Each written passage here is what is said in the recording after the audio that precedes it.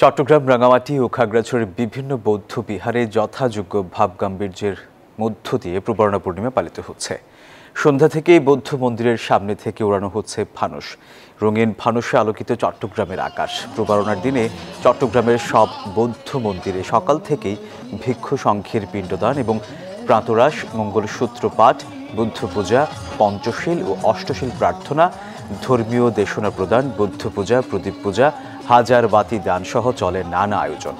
মহামতি গৌতম বুদ্ধ নির্বাণ লাভের পর আষাঢ়ী পূর্ণিমা থেকে আশ্বিনী পূর্ণিমা তিথি পর্যন্ত ৩ মাসে বর্ষাবাস শেষে প্রবরণা পালন করেন। সেই থেকে বৌদ্ধ ধর্মাবলম্বীরা দিনটি পালন করে আসছেন।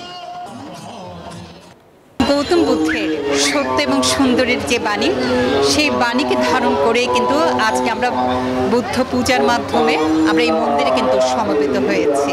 আমাদের আষাঢ়ী পূর্ণিমা থেকে আশ্বিনী পূর্ণিমা পর্যন্ত আমরা অনেক শিলে ব্রত পালন করেছি।